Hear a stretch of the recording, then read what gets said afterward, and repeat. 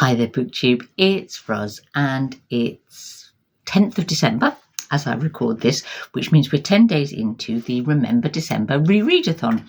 And I thought it might be a good time to do a little chatty video about why I reread, because I'm someone who's kind of really resisted rereading for most of my adult reading life. It's something I did as a child, not done it much as an adult. That feeling of like, well, there's so many new things to read. Why would I read things I'd read before? And I don't just mean new, as in newly published, but also new old books. It's like, why reread, I don't know, Great Expectations when you haven't yet read Little Dorrit, for example. So, a feeling that perhaps, so many books, too little time was a reason not to reread. But I've come to have a bit of a change of heart about that. So I'm going to give you my top 10 reasons to reread, and have a listen, have a think, see if you agree with me. Are they your reasons for rereading in my 10? If not, stick it in the comments or make a video yourself if you do such things. Here's my 5 books I'm rereading for Remember December. And I will just say we've got a lovely Discord group going on, and I'll put the link to that in the show notes in case you are doing some rereading and you'd like to join us and for some reason haven't yet.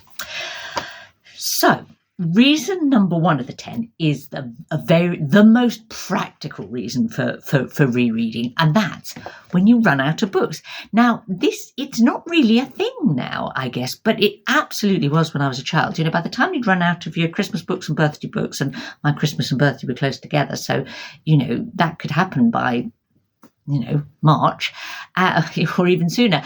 And then I think we were only allowed maybe 3 books out of the library each week. So unless you could get back to the library again, which, wasn't always possible, I would literally run out of new things to read and have to reread.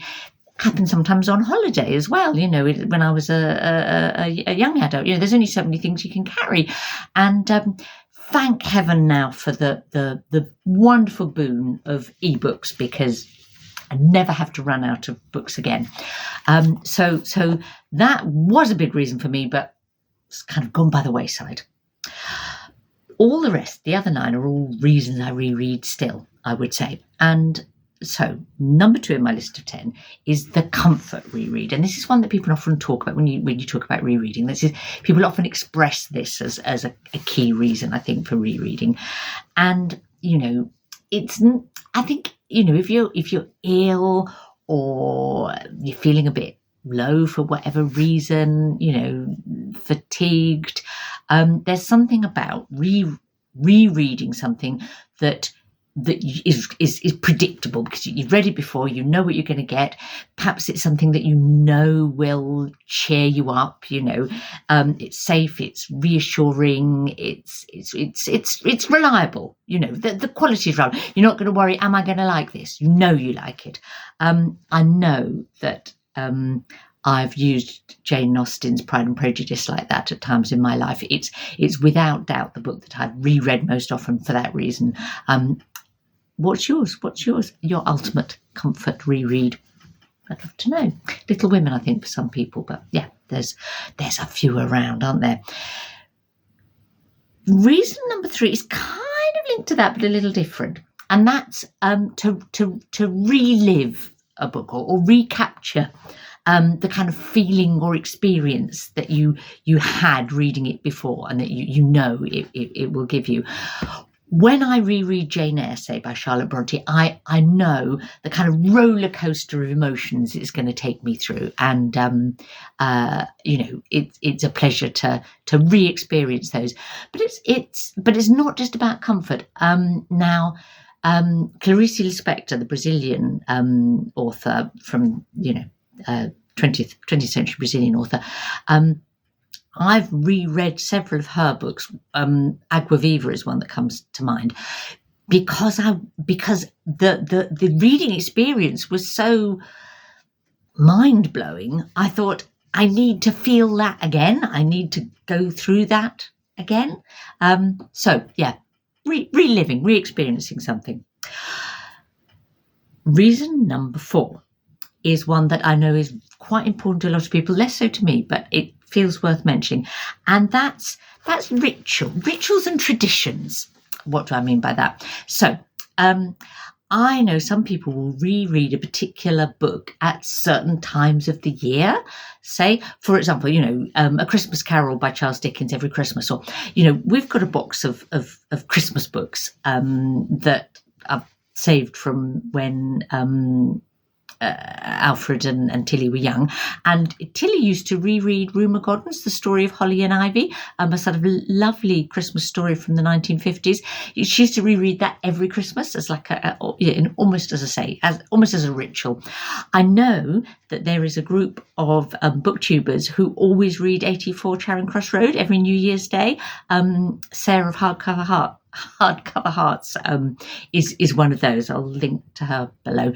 So, and I can, it's a sort of almost like it's an extension of the comfort and reliving reason, but one more layer, because it's as I say, a tradition at a particular time of year. Say, particular things for Halloween, or yeah.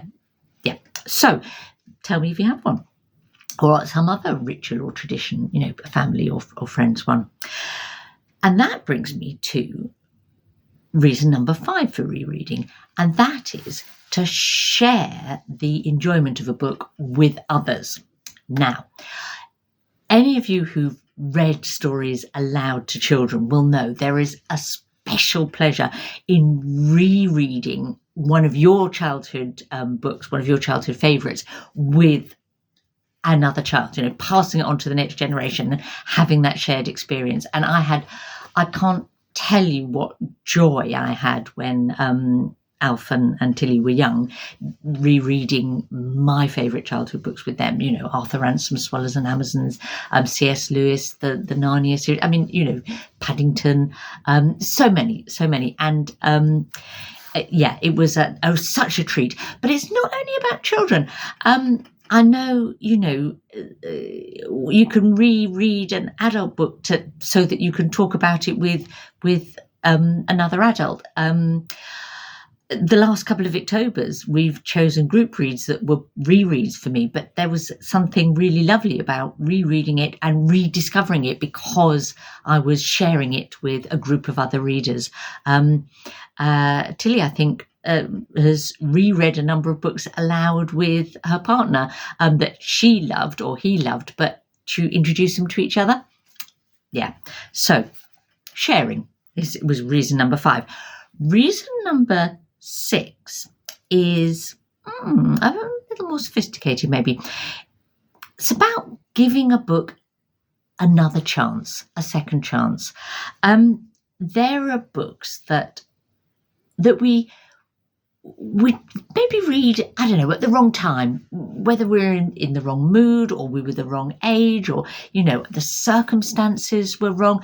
There was books I read when I had, like a stressful job and tiny children that I've just completely, almost wiped from my mind, and that would be worth going back for. There are books that I think I read definitely when I was too young for them. Cranford by Elizabeth Gaskell is a really good example. I loved Elizabeth Gaskell in my sort of teens and early 20s, but I read Cranford and thought, what on earth is this? Someone in our the rereading group on Discord said that they were given it to read at school when they were 14. It's definitely a book to read as a mature person.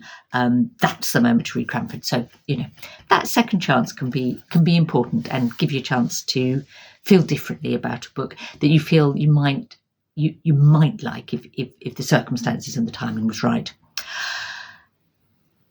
Reason number 7 is a more practical reason again, though not totally. Let me explain. Sequels and series. So there are times when a new book comes out, or you come to it for the first time, that you will enjoy that one more if you reread the book or books that preceded it.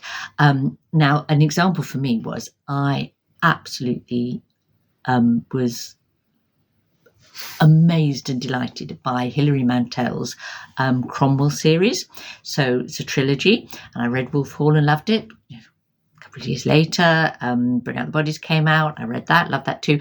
Then there was a bit of a longer gap before The Mirror and the Light, the third in the trilogy, came out, and I did actually reread Wolf Hall and Bring Up the Bodies immediately before The Mirror and the Light was published, so that I could get the whole sequence in one go. And it undoubtedly made that a richer, more satisfying experience. So do you go back and reread earlier books in a series in order to appreciate the new one? Have you found yourself in that place? Well, tell me if so. Now, reason number 8 needs a bit of explanation, okay, because I'm going to say that for me, reason number 8 is about benchmarking, a benchmarking exercise. So there are books that in my mind sort of set a certain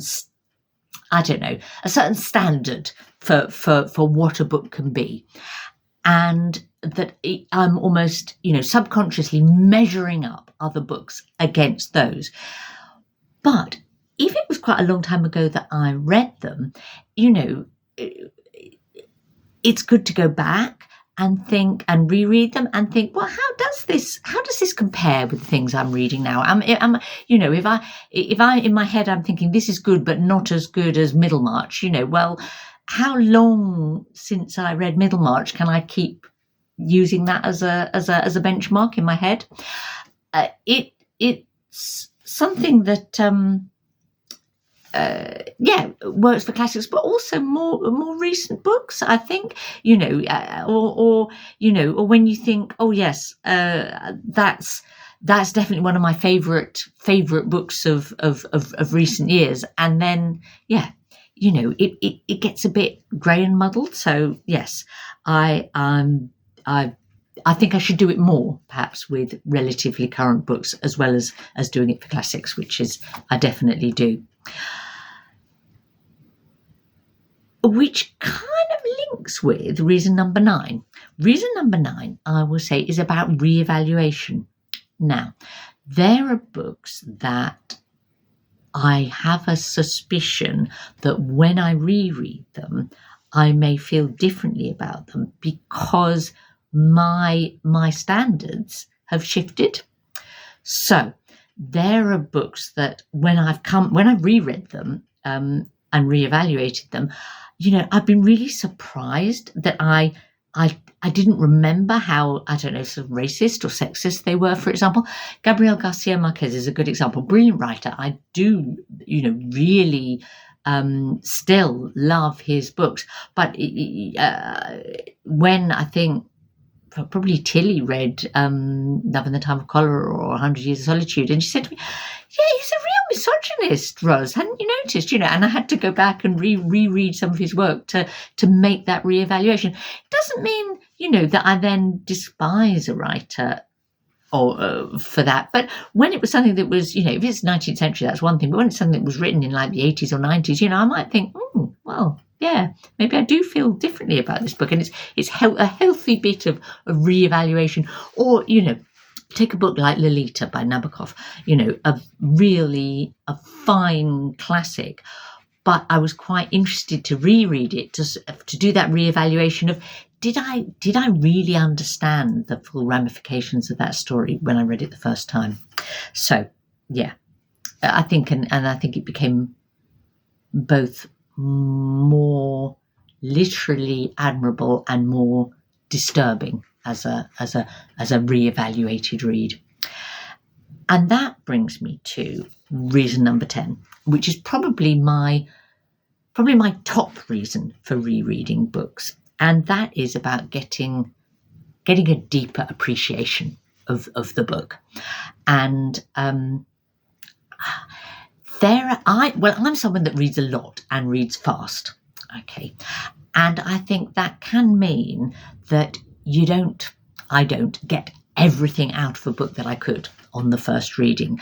That there is a real value in going back to a book and just reading it a bit more slowly, or because you're rereading it, being able to think about the how as much as the what, and the why, really unpick a bit what the author was doing and how they were doing it. And, that's brilliant for the deep and the rich and the literary, but it also works for other sorts of books. I mean, like if you go back and read an Agatha Christie, say, and